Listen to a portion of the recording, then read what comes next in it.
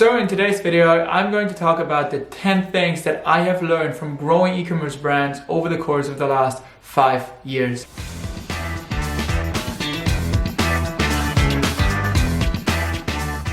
Hey everybody, and welcome back to another video here on my channel. For those of you who don't know me yet, my name is Victor and I am the founder of a boutique Facebook marketing agency that is called Victory Media. And what we essentially do, what is our bread and butter, is to help e-commerce brands to scale their revenues by the proper implementation of Facebook ads. And before I founded my e-commerce agency about 2 years ago, I've been growing my own e-commerce brand. And over the course of the last 5 years, I've obviously picked up a thing or two of, what it really comes down to growing a profitable e-commerce brand.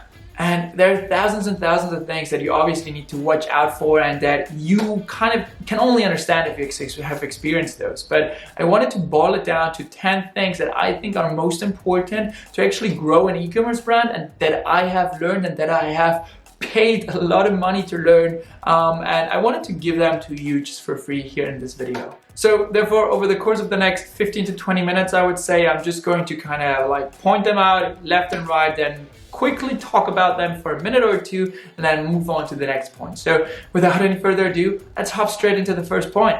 So the first thing is probably the most important thing and that will help you to grow your brand holistically and profitably and first and foremost, sustainably.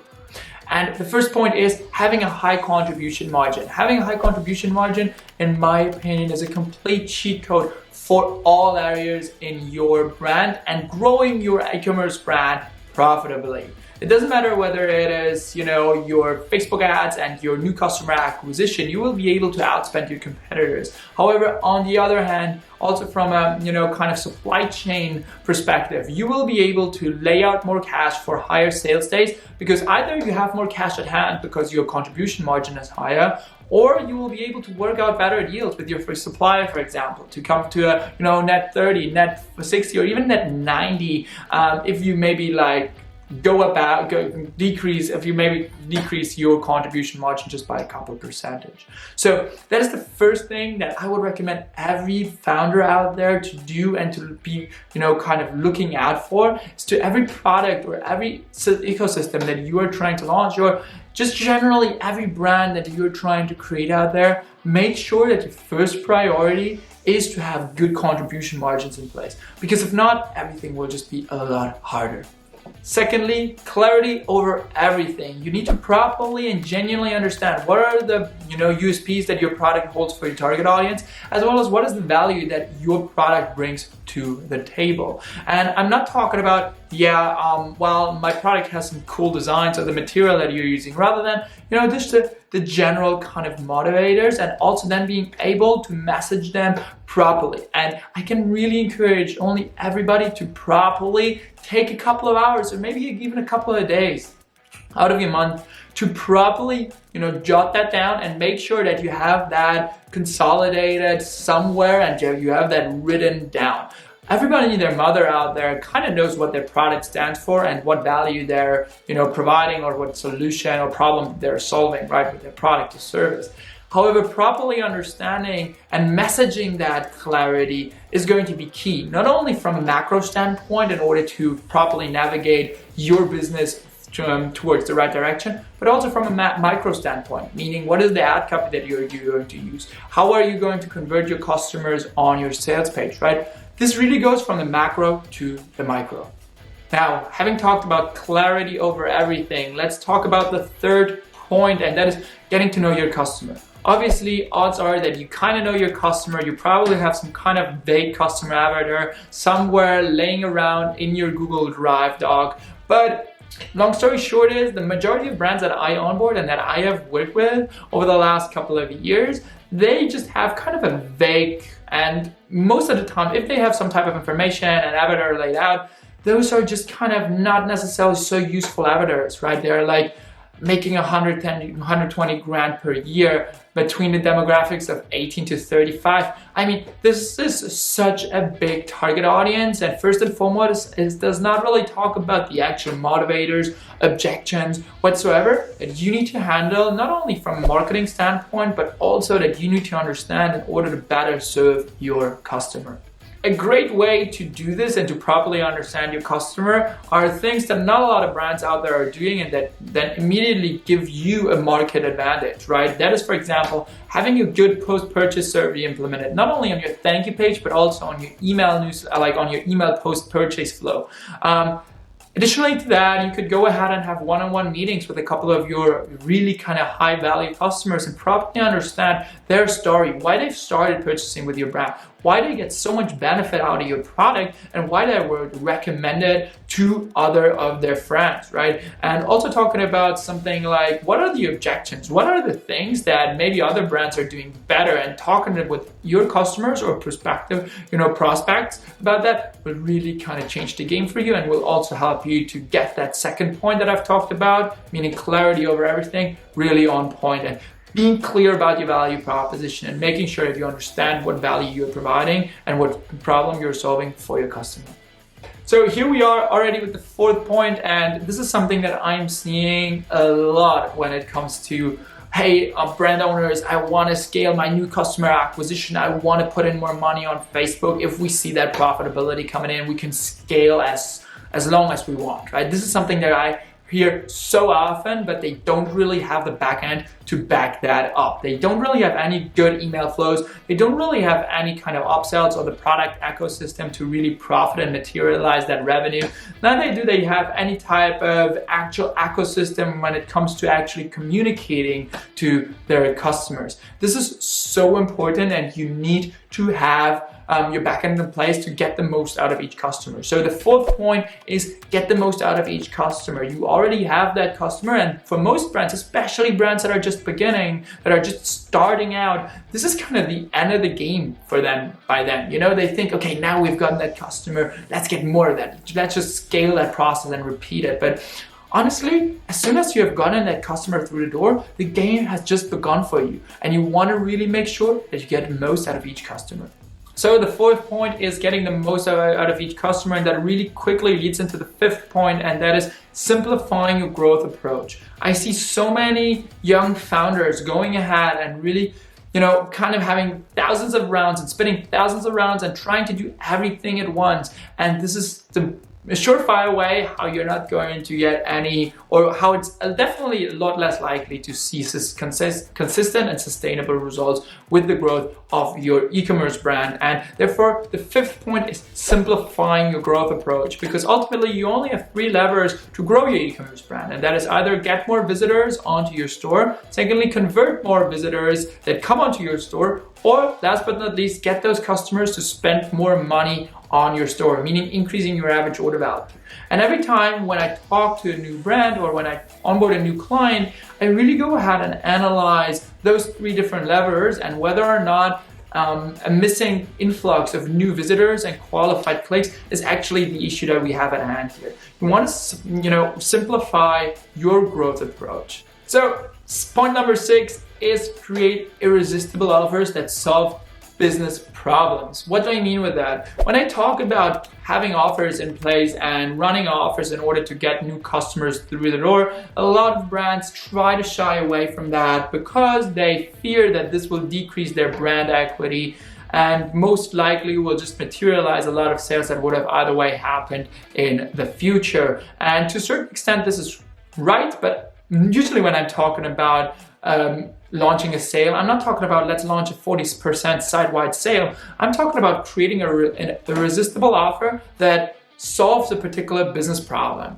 This could be anything like an average order value problem. You need to get a good conversion rate, and the people that come through the door on your website are super qualified, but you can't just afford to have scale your paid marketing because your average order value is not there. So one thing that I always really recommend people doing is then just an average order, a tiered offer, meaning having either a bundle offer that if they buy 3 of those things, three of your 3 of your products, they get a 15% off. Or if they have, if you have an average order value of $50, then if they buy, if their average order value is more than $60, they will get 10% off. If it's more than $90, they will get 20% off. If it's more than $150, they will get 30% off. Like this, you will solve the business problem while also incentivizing your customers while not losing your brand equity, okay? Similar goes for example, having a higher average order value plus a free gift. If you, for example, are struggling with your inventory turnaround and you have a lot of low sellers and a lot of high performers in terms of your SKUs, then I would probably go ahead and try to bump up your average order value with an average order value plus gift. What do I mean with that? I would go ahead, if your average order value is again $50, if somebody spends more than $70 with you, they get a free gift. And guess what? The free gift is one of your low turnaround product SKUs. And there you go, you've solved 2 business problems with your irresistible offer. Okay, we've already talked about 6 points, which is first, a high contribution margin is a cheat code for you and your business. Secondly, clarity over everything. Third, get to know your customers, not only from a macro standpoint, but what are their motivators? What is their story behind buying with you and your brand? Fourth, get the most out of each customer, have your back end in place. Sixth, go ahead, simplify your, fifth, go ahead and simplify your growth approach. And sixth, go ahead and actually have create a irresistible offer. Now, those were most of the times macro kind of components of your business, going from anywhere of like having a good contribution margin to creating an irresistible offer that is, pretty much influencing your whole business environment and ecosystem. However, on the other hand, obviously this channel is focused on Facebook ads and growth through paid social, and therefore let's focus on that. And the first thing there is your business shouldn't rely upon one channel. It doesn't matter whether it's Facebook ads, Google ads, influencer marketing, email marketing, or even organic, right? You should have a good traffic distribution and a healthy traffic distribution for your business, not to rely upon one channel. So that is the 7th point. You want to make sure that you do have a good share of organic traffic coming in, because this will also maintain your CPMs to be company-wide pretty low. But also, obviously, if I see a company relying upon like up to 80 to 90% up on Facebook traffic, obviously something happens to that ad account or CPMs are rising, their business will be destroyed.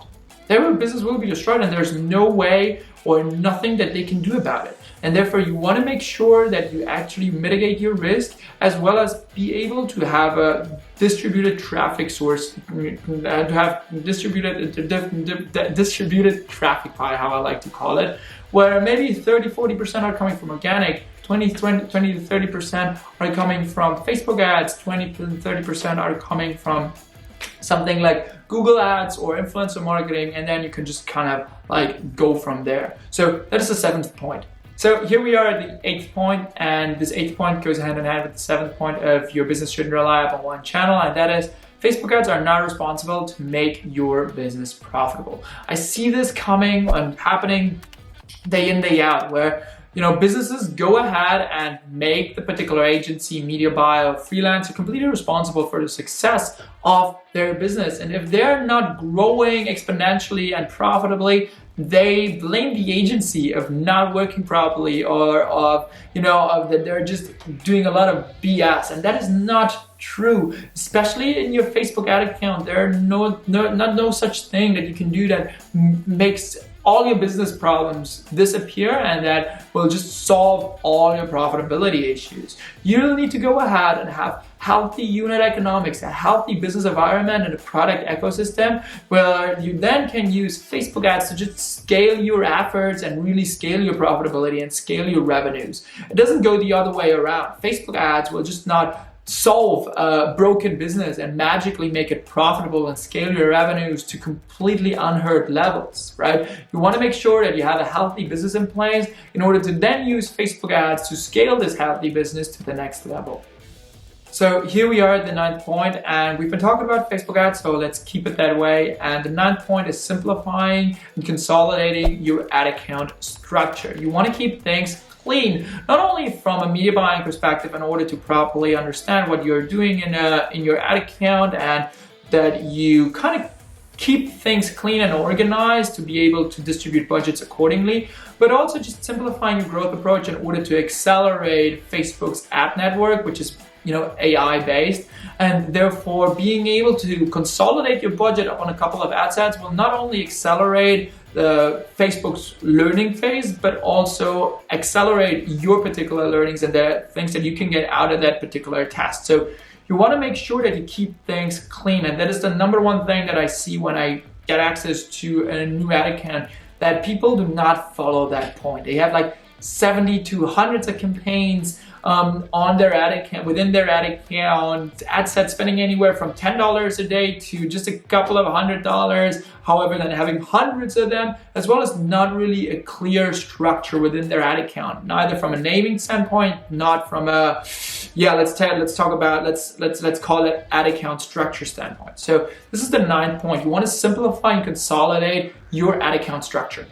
And here we are at the 10th and last point, and that is creative is king, and gamifying your ad account, or gamifying your way through success and hack your ROAS is not the way to go anymore. Creative is king and has been king pretty much forever. However, after iOS 14.5 hit, it has become just more and more important for us to be better at running Facebook ads and running paid social advertisement. And beforehand, we could get away with just a sloppy ad creative or sloppy landing page here and there by gamifying our approach from a media buying standpoint. But ultimately, in order to get consistent and profitable results and scale your business sustainably, you want to make sure that you always understand your customer and message to your customer in the most efficient way through your creative, and put the most of your time and effort into your creative before thinking about what are the different audiences that I have to test, because odds are, if you're going on after a broad audience, Facebook is displaying your ads to the right people. You just have to message them correctly. So, and that is pretty much it. As you might have noticed, I've gone from pretty broad statements like having a high contribution margin will be a cheat code within your e-commerce brand, to things as, micro, like consolidating and simplifying your ad account structure. So those are just a couple of things that I have learned throughout my years growing an e-commerce brand. And